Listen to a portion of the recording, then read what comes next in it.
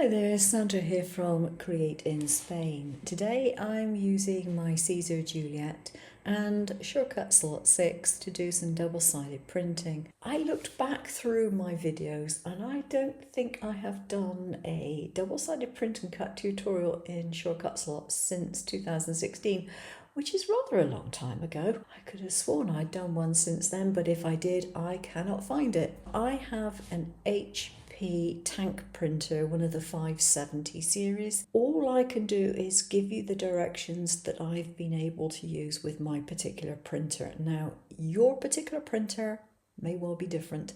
It may work differently, it may work the same. But I'm going to give you some guidelines to help you try and get a decent double-sided print and cut. If I explain how I've got it, it should enable you to do similar steps to do that yourself. So I have my design, I have centered it to the page, and I've put registration marks in shortcuts a lot that are actually supposed to be a centimetre in from the page bounds. I'm not using printer bounds, I'm using page bounds on mine. Now I could make that less, but I don't want the design to be any bigger, so it didn't make any difference. So everything is centered to the page. So this is page 1.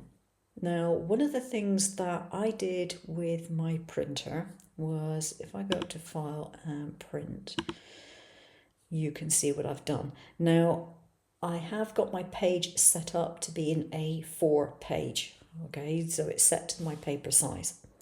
So I've got print registration marks.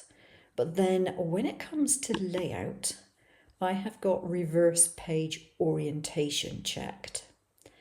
Now, the reason for that is because if I don't have that checked, my printer will print this upside down. So when it comes out, it is upside down, it's not this way out. I want it to come out of the printer the same way as it went in. So I need to have reverse page orientation on. Now your printer might already do it the other way round so that it does come out feet first. So mine didn't, so I've switched that on. So when I print my first page, what I'm going to do is with a pencil, before it sets to print, I'm just going to put page 1 up on the top. And this is just a reminder to me when I go to cut it that is the page I want face up. I don't want it the other way around. So page 1, registration marks, print it off. So you then copy and paste in place to a new page. So I get page 2. Now in this particular instance, I don't want the registration marks on there. So I'm going to take those off. Now, one of the reasons, again, for doing that is because if I don't have registration marks, when I set it to my cutter, I won't be thinking that I'm cutting the correct side when I'm cutting the wrong one. I can't do a print and cut from this side because it doesn't have the registration marks on it. Now, with my particular printer, I discovered that if I was to just go ahead and do this, and yes, it's still going to come out feet first, I still have the reverse orientation switched on. If I printed it out exactly as it is at the moment, it doesn't line up. No matter what place I have for my registration marks, doesn't make any difference if I've got them set around the design, whether I've got them set in from the print bounds, whether I've got them sent in from the paper bounds, it will not print it in exactly the right position. I discovered that on mine, I need to move the design 2 millimeters on the x-axis, to the left, -2. If it's plus, it's to the right, and if it's to the left, it's minus. Now, the way that I found that out was I printed it out on copy paper. You can see through copy paper.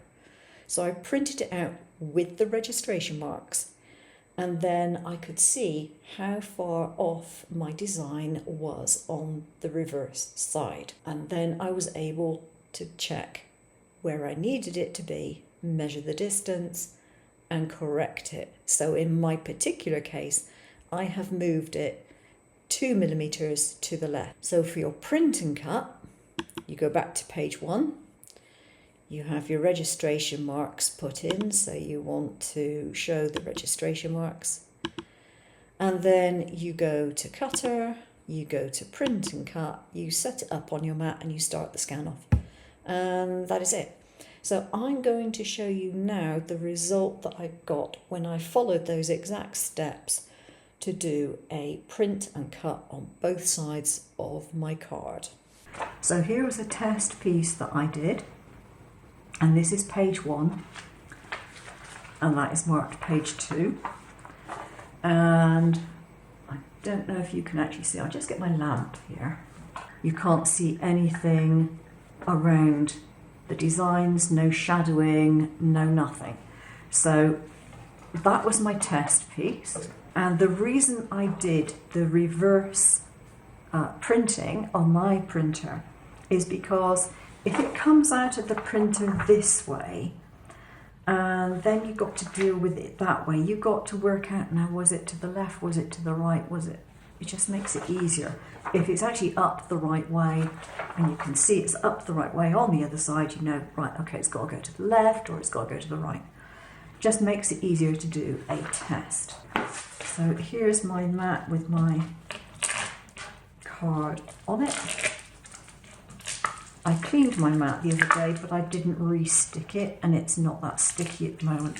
And this is a 300 GSM card, so it requires a fair amount of tackiness to keep that in place. Hence, all the masking tape that I've got around the sides. So I don't have any registration marks printed on the other side. There is no point. And let's see what I've got. There we go. Perfect. Both sides. Exactly where they should be. Now, you might be thinking, well, why don't you just flip the design in the software? So left to right, right to left, or whatever. And the answer is quite simple. There is a high chance that I will mess up because I won't follow a certain step. I will forget it. Whereas if I've got it on a separate page, it does make it easier.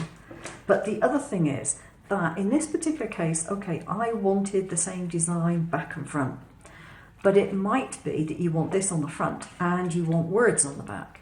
So you can, on your second page, you can remove the print part of your design, just ungroup it, get rid of the print, or hide the print if you want to keep it there for future use, and put text on the back, set the text to print only, of course.